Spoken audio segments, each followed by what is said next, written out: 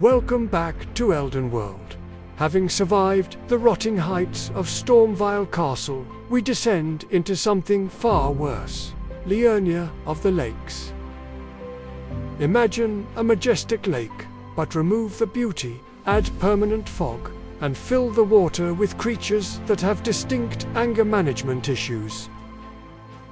It is a land of magic, mystery, and severe trenchfoot.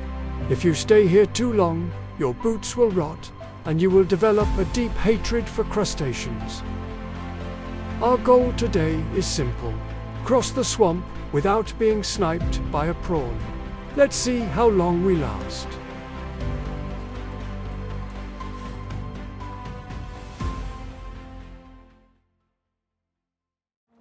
First, we encounter the Albinaurics. Look at them. Evolution really phoned it in on this one. With eyes the size of dinner plates and legs that don't work, they spend their days sitting in puddles, contemplating their own uselessness. They are the sad, soggy mascots of Liurnia. But do not be fooled by their pathetic appearance. When threatened, they perform a cartwheel attack that defies all laws of physics. It is majestic in a clumsy, stupid sort of way.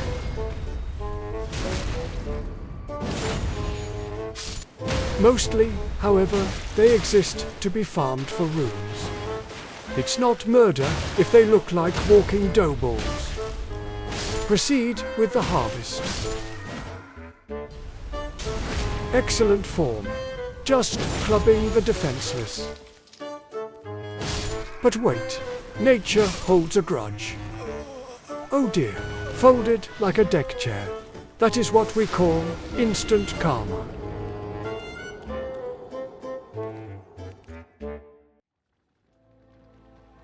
And here, we spot the giant crab. Science claims that carcinization is the ultimate evolutionary goal, that nature keeps trying to evolve things into crabs. Looking at this oversized, muddy dinner plate, I frankly question nature's taste. The piece is broken. Our tarnished decides to poke the beast. A classic error. He seems to have ignored the massive right pincer. It looks affectionate, but I assure you that is simply non-consensual chiropractic work. But miracles do happen. The tarnished survives the squeeze. Now for the rebuttal. Find the weak spot. Crack the shell. Delicious.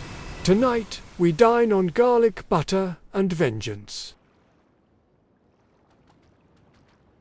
And here we have the true apex predator of the wetlands. The giant crayfish, or as we call them, the snipers. You might think you are safe because you are 3 miles away. You are wrong. These creatures do not spit water.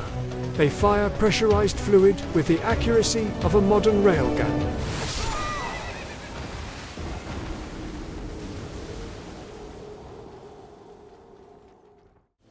Watch as our tarnished tries to serpentine. The classic double tap, no scope, headshot. Target neutralized. It is a scientific marvel. A brain the size of a pea, but a targeting system better than the American military.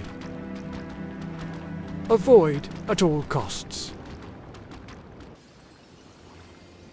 In the darker corners of the swamp, we find this abomination, the Royal Revenant. I don't know what this is. It has too many arms, a crown, and it screams like a toddler who was told no in a supermarket.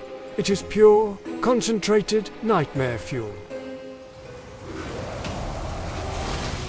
Watch it attack. It doesn't fight. It simply slaps you 50 times in 1 second. It is the tactical equivalent of a panic attack.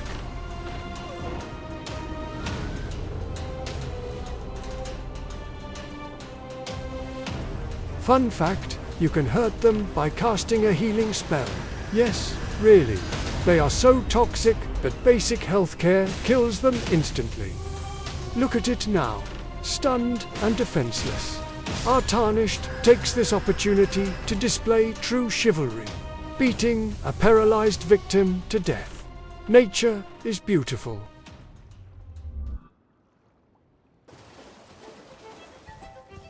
To reach the gates, one must first survive the morning commute. The path is lined with soldiers eager to check your hall pass, usually with a sword to the kidneys.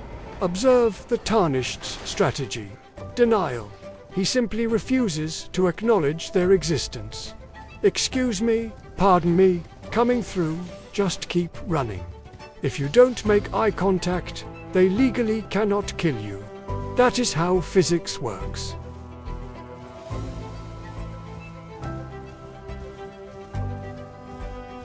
Finally, we reach the Academy gate. But alas, it is locked. Because apparently, wizards love bureaucracy as much as they love funny hats. A nearby corpse, likely a student who died waiting for his acceptance, clutches a map. It points to a small island just west of here. The map suggests a rock formation holds the key. So, our gullible Tarnished heads off to find this rock. Surprise! The rock is a dragon. Meet Glintstone Dragon Smarag. Unlike normal dragons that breathe fire, Smarag has been eating so many magical stones that he now breathes pure blue lasers. He is essentially a flying reptile addicted to magical crystal meth. Look at him sleeping. He guards the Glintstone Key. Why? He cannot read books. He cannot fit through the door. He is hoarding it simply to be a dick. Typical landlord behavior. Our Tarnished attempts to sneak and grab the key. Dear God, subtlety is officially out the window.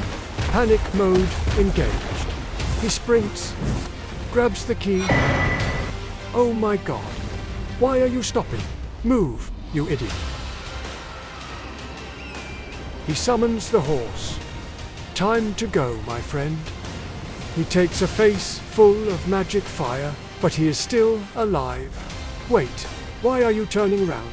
Do not run towards the dragon. That is the opposite of survival. The Glintstone laser. Pure, concentrated magic, and deleted. A tragic end to a chaotic robbery. But miraculously, death does not empty your pockets. The key is secured. We call this the suicide run. He died, but he won. Task failed successfully.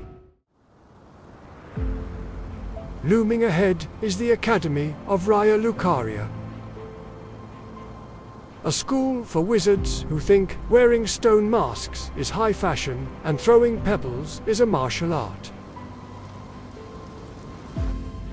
Join us in Part 2, where we enroll in Hogwarts for sociopaths and try not to get turned into a book. Until then, try to stay dry.